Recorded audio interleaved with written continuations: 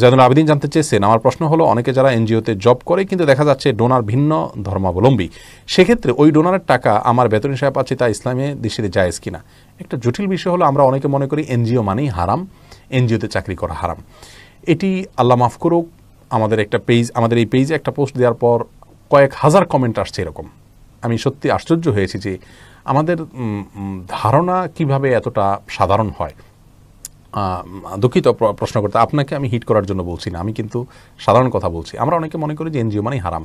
অবশ্যই এটা একটা ভালো দিকেও আছে যে এনজিওগুলোর বেশিরভাগ এনজিওগুলোর কার্যক্রমগুলো সুদভিত্তিক, সুদি, লোন দেয়া নেয়া ইত্যাদি এ সমস্ত কাজের কারণে মানুষের ধারণা হয়ে গেছে যে এনজিও মানেই খারাপ। এনজিও শব্দটাই হলো আপনার নন গভর্নমেন্ট অর্গানাইজেশন বা বেসরকারি সংস্থাকে, অতএব আসুন্নাহ ফাউন্ডেশন একটা এনজিও হতে পারে, এ ধরনের বহু এনজিও হতে পারে।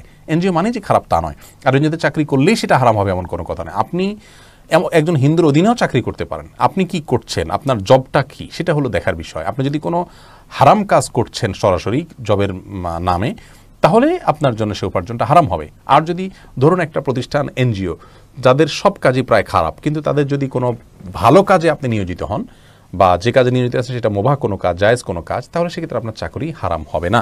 হ্যাঁ, একটি কথা থেকে যে তাদের উপার্জন, তো উপার্জন যদি হালাল হারাম দুই রকমেরই থাকে, তাহলে সেক্ষেত্রে অবশ্যই তাদের সেই ব্যাংকে বা সেই প্রতিষ্ঠানে আপনি জব করতে পারেন, সেই এনজিওতে জব করতে পারেন।